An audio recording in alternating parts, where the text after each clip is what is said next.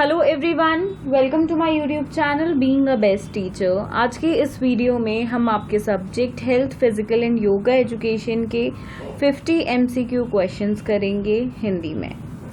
पहला प्रश्न है, स्वास्थ्य शिक्षा क्या है?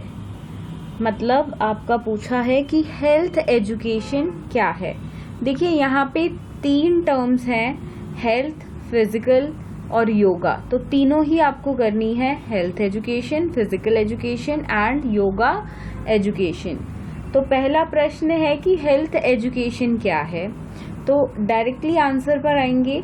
हेल्थ एजुकेशन शिक्षा जो व्यक्तिगत स्वास्थ्य को बनाए रखने की समझ को बढ़ावा देती है।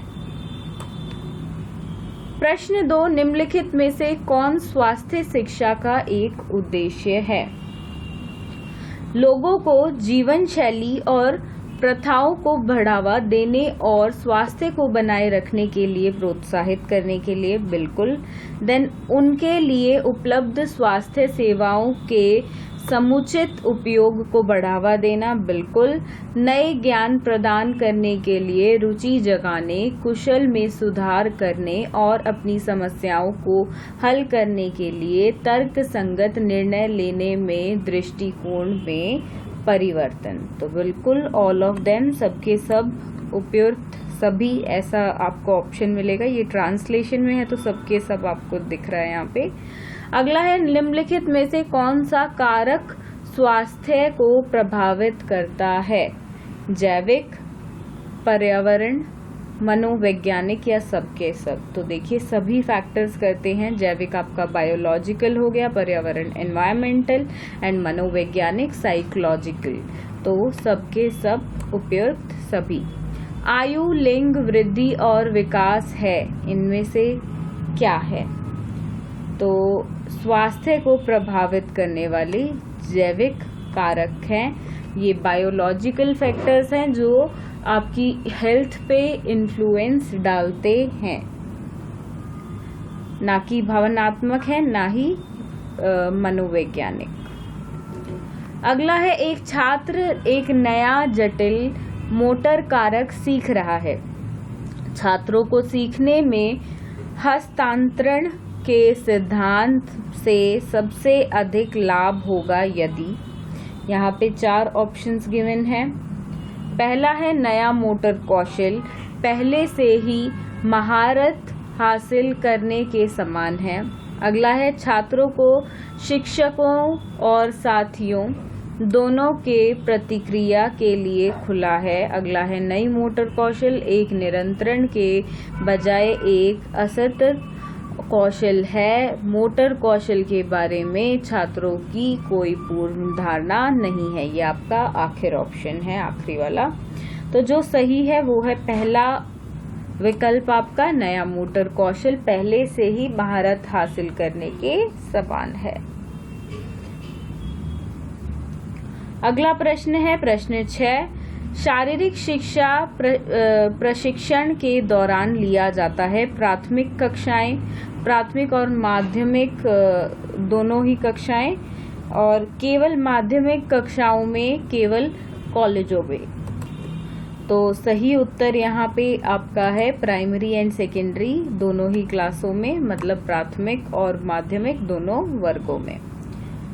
शारीरिक शिक्षा में मदद करता है इनमें से क्या? पहला है उचित विकास और विकास, मतलब बेसिकली यहाँ पे है ग्रोथ एंड डेवलपमेंट। तो ये हिंदी ट्रांसलेशन इसका ठीक से नहीं हुआ। अगला है, शरीर को विभिन्न प्रणालियों को समुचित कार्य बेहतर। देन यहाँ पे ये वर्ड है आपका न्यूरोमस्कुलर कोऑर्डिनेशन, मतलब समन्वय के माध्यम से कौशल का विकास। तो उपयुक्त सभी। अगला है प्रश्न 8, निम्नलिखित में से कौन शारीरिक शिक्षा के बारे में गलत धारणा नहीं है? सीधा उत्तर पे आएंगे। आखिरी विकल्प आपका, मोटर कौशल के विकास और सजगता बढ़ाने के लिए हाई स्कूल में शारीरिक शिक्षा आवश्यक है। अगला है जिस तरह से एक व्यक्ति बैठता है, खड़ा होता है, चलता है आदि के रूप में जाना जाता है क्या?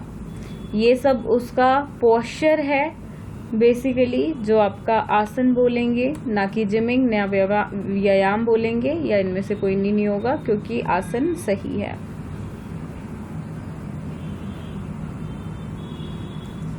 अगला है प्रश्न 10, एक अच्छी मुद्रा को संदर्भित करता है इनमें से क्या? तो 3 प्राकृतिक वृक्ष एक स्वस्थ रीढ़ में मौजूद हैं। प्रश्न 11, आसन आपके स्वास्थ्य को कैसे प्रभावित कर सकता है? 4 ऑप्शंस हैं, चारों पढ़ेंगे। प्रभावित करता है कि आपके जोड़ कितने अच्छे से चलते हैं। अगला है आपने भोजन को पचाने के लिए इससे कठिन बनाए, सांस लेने में मुश्किल करता है। तो बेसिकली अगर मैं make it harder to breathe, सबके सब। मैं अपने आसन को सामान्य रूप से कैसे सुधार सकता हूँ? तो यहाँ पे जो आपका ऑप्शन नहीं होगा, कैन की जगह कैन, यहाँ पे कैन नॉट होना था। हिंदी में, इंग्लिश में भी मैंने बताया था। तो कैसे मैं अपना आसन नहीं सुधार सकता हूँ, तो वो होगा कि अगर जंक फूड खाएंगे तो आसन नहीं सुधार पाएंगे।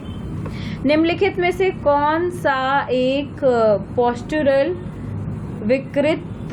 विकृति नहीं है? घुटने टेकना, सपाट पैर, कम उम्र में मांसपेशियों और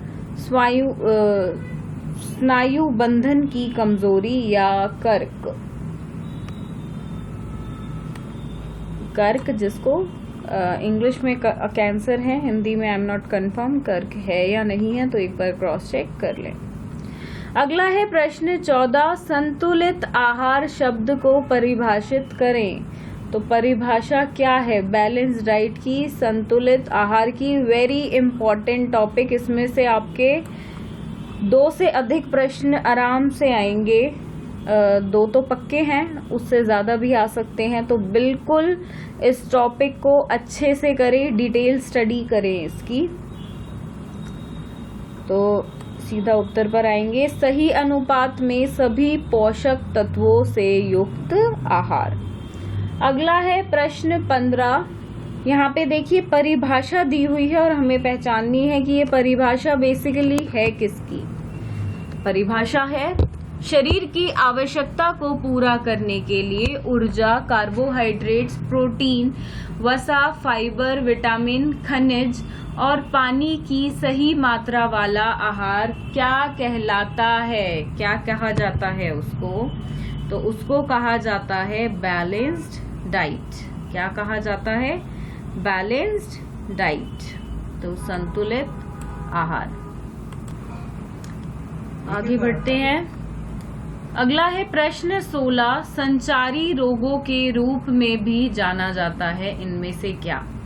संक्रामक रोग, कमी से होने वाली बीमारियां, शारीरिक रोग या वंशानुगत रोग? तो संक्रामक रोग बोलते हैं, संक्रामक बेसिकली इन्फेक्टियस डिजीज। अगला है प्रश्न 17, निम्नलिखित में से कौन सा संचारी रोग नहीं है इनमें से? HIV, मधुमेह, खसरा, हेपेटाइटिस ए। तो मधुमेह, डायबिटीज इंग्लिश में बेसिकली बोलते हैं, हिंदी में आप एक बार देख लें मधुमेह ही बोलते हैं या नहीं। अगला है संक्रामक रोगों में सामान्य लक्षण और लक्षण आम हैं।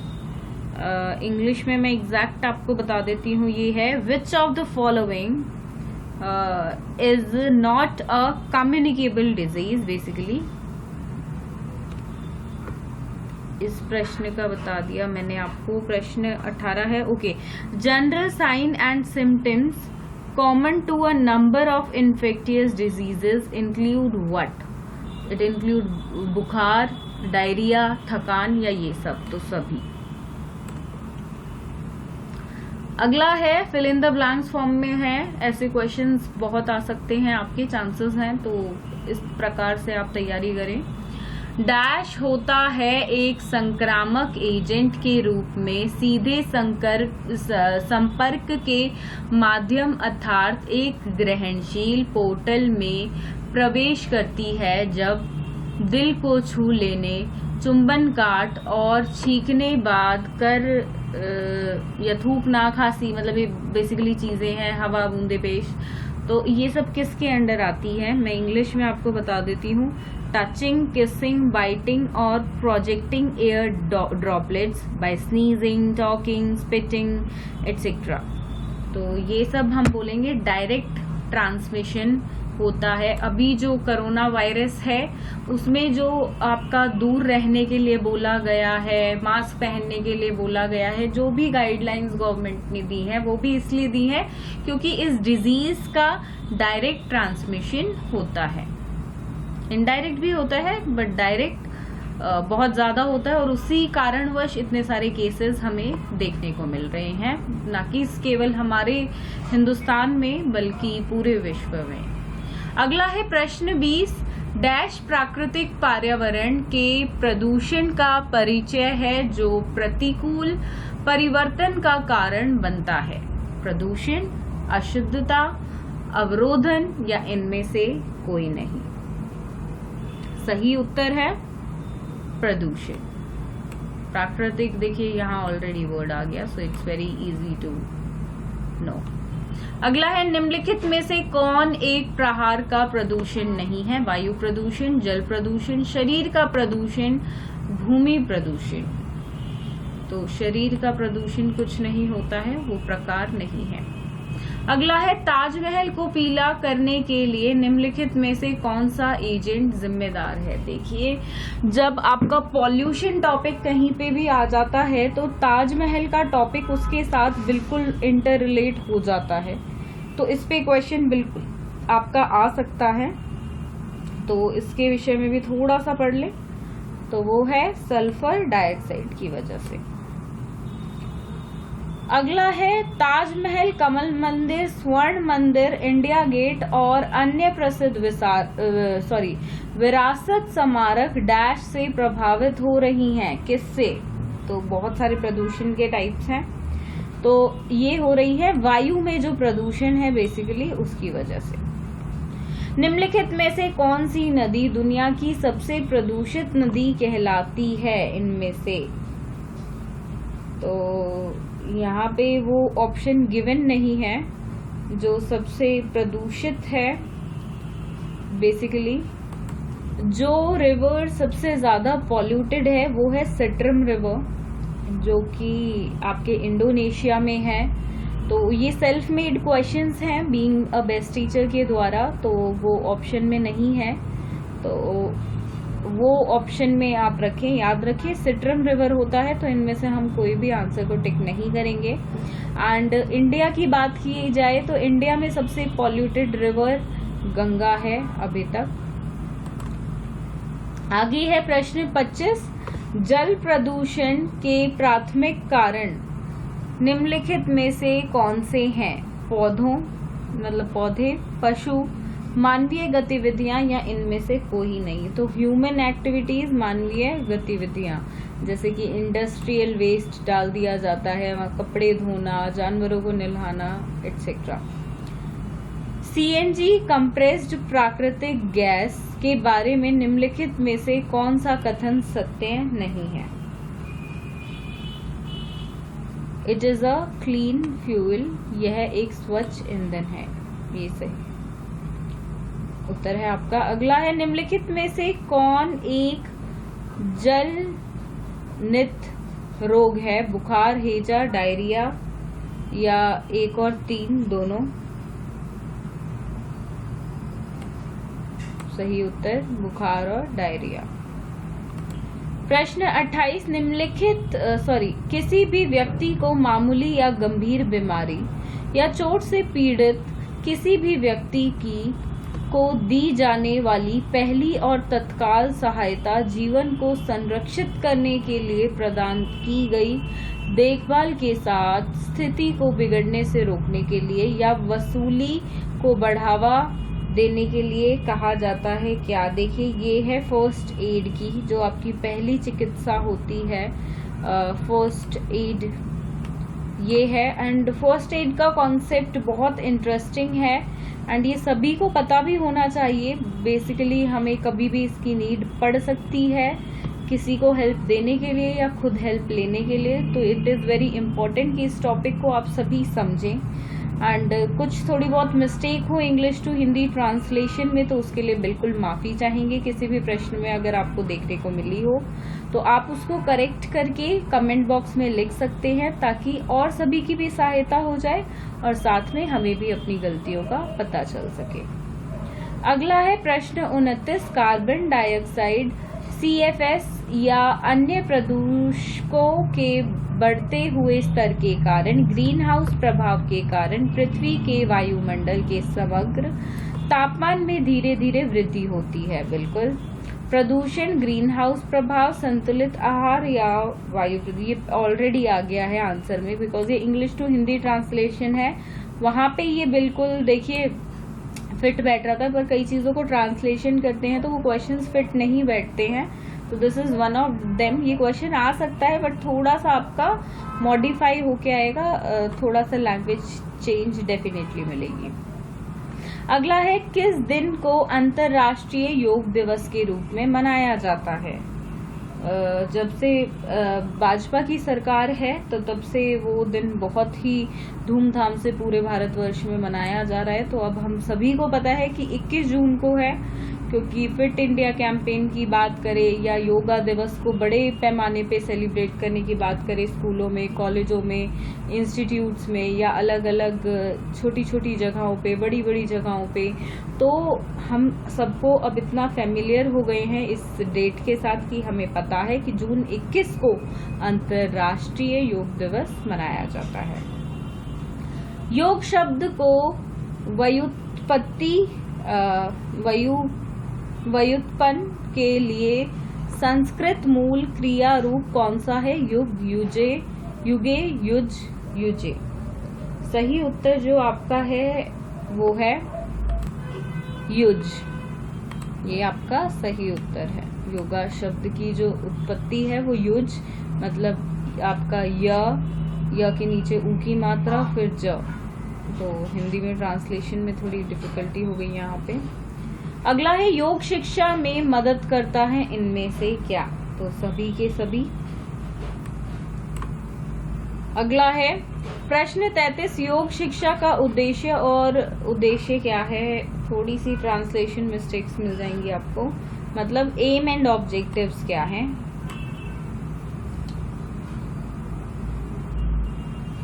सब हैं।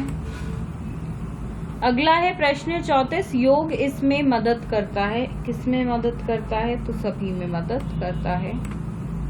सबको याद भी करें आप, ताकि क्योंकि किस में मदद नहीं करता है या अलग एक ऑप्शन सही दे दे बाकी तीनों चेंज कर दे एग्जामिनर, तो आपको उस हिसाब से अपना मतलब लर्निंग उस हिसाब से करना है, उस हिसाब से समझना है, ताकि क्वेश्चन कैसे भी मॉडिफाई होके चेंज होकर आए तो आप उसको अटेंड कर पाए। डैश पूर्ण शारीरिक, मानसिक और सामाजिक कल्याण की स्थिति है, ना केवल बीमारी या दुर्बलता की उपस्थिति सॉरी थोड़ा सा कुछ शब्दों को बोलने में दिक्कत आ जाती है। तो इसका उत्तर है हेल्थ, स्वास्थ्य। अगला है, निम्नलिखित में से कौन सा स्वास्थ्य शिक्षा का उद्देश्य नहीं है। ध्यान से पढ़ेंगे, नहीं है पूछा है। छात्रों को स्वास्थ्य और शारीरिक शिक्षा विषय में अच्छे अंक लाने में मदद करना। देखिए, मार्क्स, अंक कभी भी हमारा मोटिव नहीं होते हैं, ऑब्जेक्टिव नहीं होते हैं।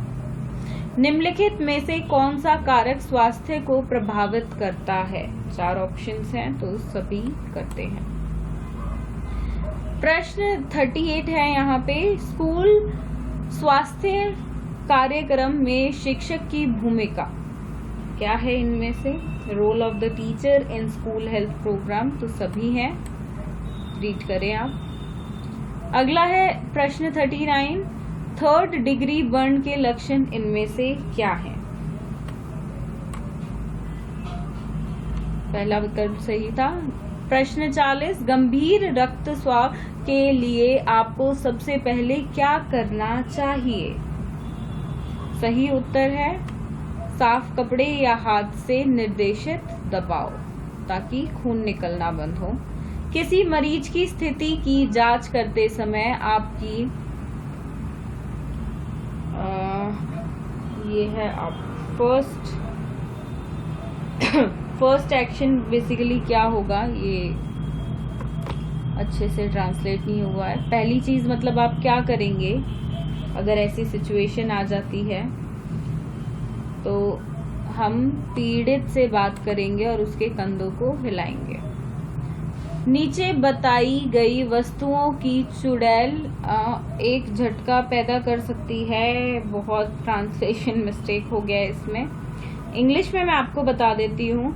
Which of the items mentioned below can cause a shock? मतलब कैसे जो शॉक होता है वो मतलब लग सकता है, या which of the items mention below can cause a shock body में, तो वो देखिए वो होता है आपका दिल के दौरे में। तो इस क्वेश्चन को कंसिडर ना करें, बिल्कुल गलत ट्रांसलेशन है इसकी। अगला है प्रश्न 43, आपको सदमे के लिए क्या करना चाहिए?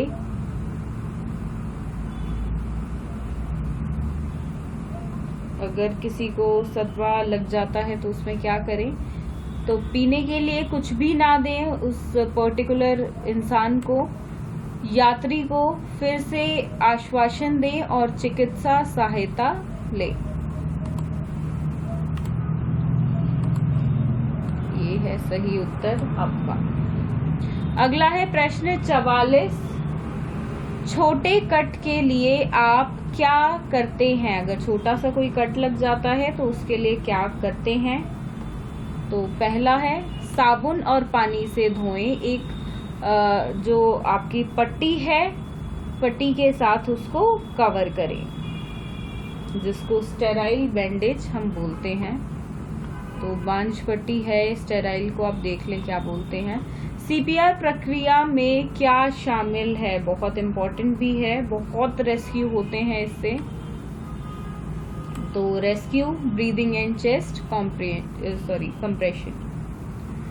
क्या रक्त परिसंचरण को रोक सकता है? दिल का दौरा। अगर कोई अचानक से गंभीर रूप में खून बहने लगे किसी का, तो आप क्या करेंगे? तो हम प्रेशर लगाएंगे, क्योंकि उससे खून निकलना बंद हो जाएगा। एंड मेक श्योर आप उसको दबाए रखिए जब तक वो पर्टिकुलर इंसान हॉस्पिटल तक ना पहुंच जाए, चाहे किसी साफ सुथरे कपड़े से या अपने हाथ से दबाव डालें। प्रश्न 48 है यहाँ पे, आप सांस लेने की जांच कैसे करते हैं? चारों ऑप्शंस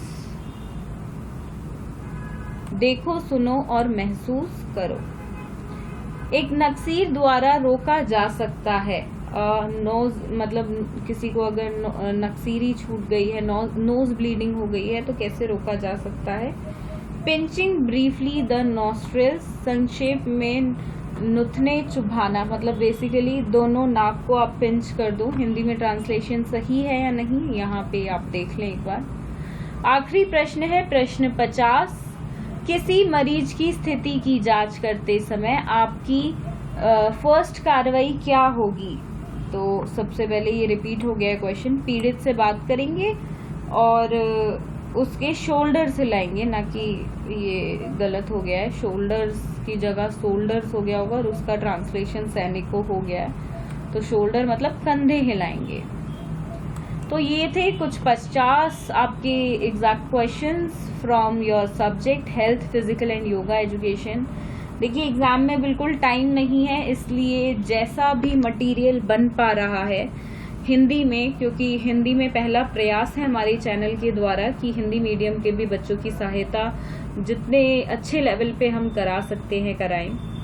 एंड एक ही वीडियो में आपको 50 क्वेश्चंस कराए जाते हैं एंड ऑलमोस्ट हम सभी सब्जेक्ट्स कवर कर चुके हैं। अगर किसी पर्टिकुलर सब्जेक्ट में आपको क्वेश्चंस चाहिए तो प्लीज़ कमेंट बॉक्स में लिखें, बिल्कुल हमारी कोशिश रहेगी उस पर्टिकुलर सब्जेक्ट पे भी वीडियो बनाने की। एंड वीडियो आपको पसंद आई हो तो लाइक कर दें, अपने दोस्तों के साथ शेयर करें और हमारे चैनल को सब्सक्राइब कर लें ताकि आपको भविष्य में भी ऐसी अच्छी वीडियोस मिलती रहे। धन्यवाद।